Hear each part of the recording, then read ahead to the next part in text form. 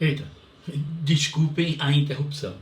Então, um pouco de capitalismo na estrutura socialista para poder fazer a economia girar, fazer a economia andar. Quais foram... Esse assunto do NEP está nessa página onde Trotsky é apresentado como se fosse São Jorge, um cavaleiro que combate o demônio, o dragão do capitalismo, né? Note que o dragão tem uma cartola, símbolo, não é, dos banqueiros naquela época. Veja que o escudo de Trotsky foi esse martelo. Então, é nessa página que eu estou com a nova política econômica, aqui embaixo. Não é isso? Muito bem, então vamos lá. Lenin adotou o NEP. O NEP incentivou o comércio, não o grande comércio, o pequeno comércio. A pequena e média manufatura. Você podia ter uma fabriqueta, você, sua mulher e seus filhos.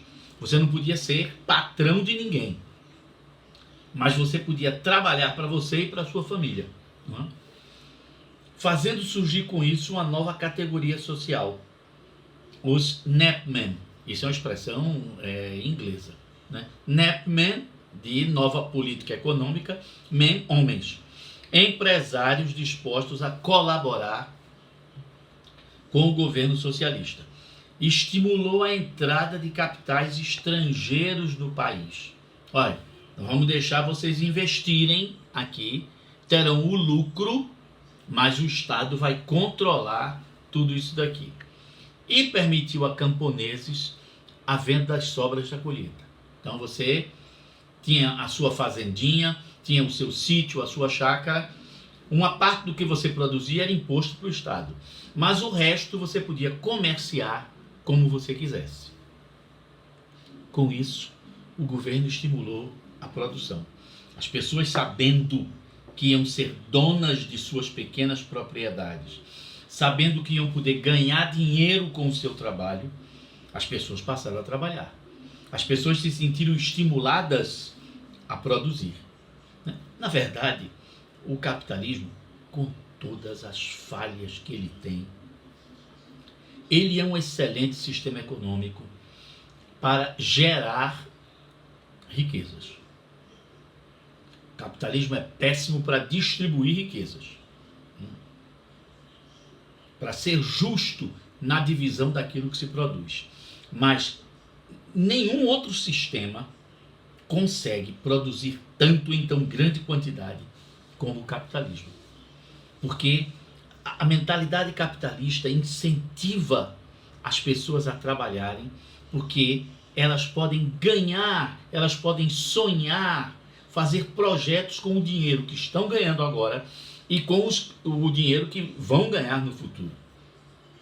Outra coisa, o capitalismo permite, claro que não é para todo mundo, mas permite que uma pessoa que venha de uma classe dita inferior, ela alcance, não é, uma classe superior através do seu esforço, do seu trabalho, de sua capacidade individual, usando uma palavra muito típica da agora, do seu empreendedorismo.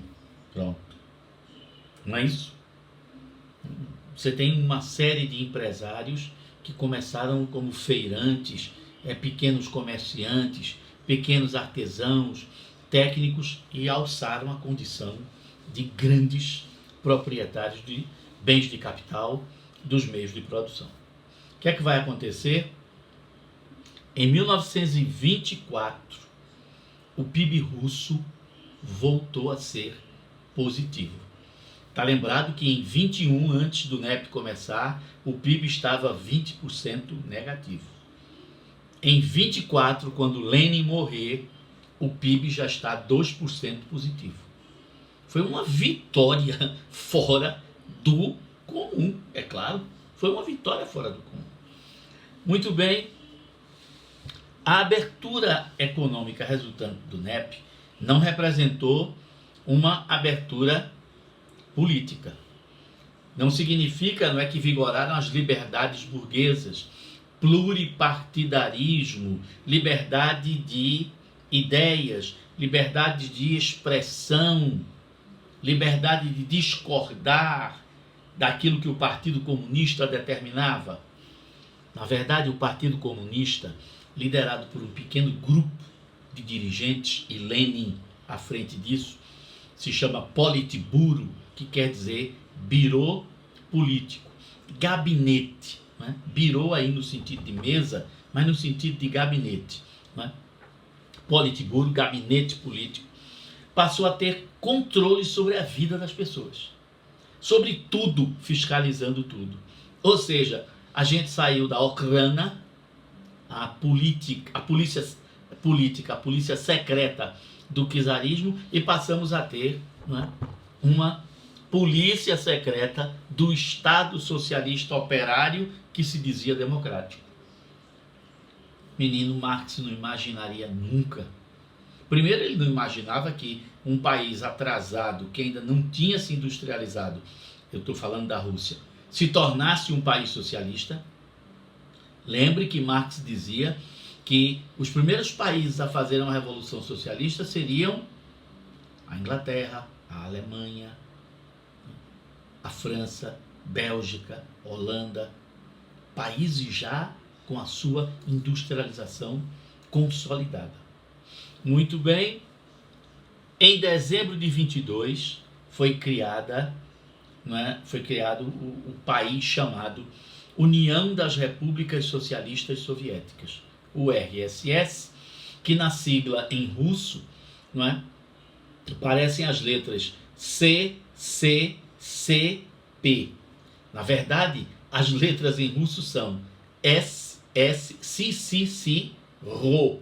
O P, na verdade, é R em russo. E como é o P em russo? É o pi grego, feito aquilo que a gente faz em matemática, o pi. E o que significa essa sigla em russo? Komsomol Sovietic Socialist Republic, União das Repúblicas Socialistas Soviéticas. Só muda o código. O autoritarismo do Partido Comunista, único permitido dentro dessa estrutura, acentuou-se ainda mais em 22, quando Stalin, que até então não era uma figura tão importante, Lenin, Trotsky, e Stalin estava no meio de outras figuras. Stalin se tornou secretário-geral do Partido Comunista, que na verdade vai se tornar o posto mais importante. Por quê? Se o Partido Comunista controlava tudo, controlava os sindicatos, controlava as associações de classe, controlava a economia, a produção, fiscalizava a vida de todo mundo, então o Partido Comunista tinha um poder fora do comum. Ninguém podia ser nomeado segundo vice-carimbador interino da comarca de Água Preta se não tivesse a aprovação de Stalin.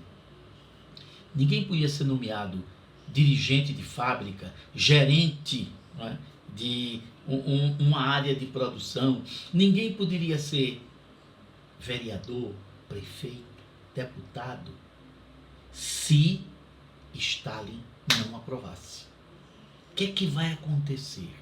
Stalin vai começar a facilitar a ascensão dos amigos dele, de pessoas de sua confiança, aos cargos mais importantes do governo. E quando Lenin morrer, Stalin tem aliados em todas as esferas do poder. E óbvio, ele vai ser nomeado presidente da República da União presidente da União das Repúblicas Socialistas Soviéticas. Ele vai ocupar o cargo político mais alto e o cargo dentro do partido que define tudo. É por isso que Stalin vai se tornar um poder fora do comum dentro da União Soviética. Claro que para isso ele vai ter que afastar Trotsky do caminho. Aí vai começar uma disputa de poder. E por que eu já estou falando da morte de Lenin? É porque em 22 Lenin já apresentava problemas de saúde, né? Aquilo que a gente chama de acidente vascular cerebral, né? Uma veia, uma artéria se rompe no cérebro, há vazamento de sangue dentro do cérebro, e aí uma parte do seu corpo fica paralisada, você não consegue falar direito, não é? Hoje em dia, há remédios que resolvem isso rapidamente, e a fisioterapia, em 15 dias, recupera você. Mas naquela época não havia isso. Mesmo a medicina mais avançada dos países mais ricos não tinha um tratamento adequado. E a saúde de Lenin foi piorando, até que em 1924, Lenin vai morrer. Né? Com a morte de Lenin, o texto é a disputa entre Trotsky e Stalin. Com a morte de Lenin, abriu-se uma acirrada, né, azeda, né, uma ferrenha disputa pelo poder na União Soviética. De um lado Trotsky e do outro Stalin. Trotsky criticava o regime dizendo que não era uma ditadura do proletariado, mas uma ditadura sobre o proletariado. E Stalin usava a sua condição de secretário-geral para substituir quem não gostava dele por aliados. Pronto. Como Stalin controlava o partido, ele controlava, na verdade, era tudo. Resultado. Em 1927, Trotsky vai ser preso, né?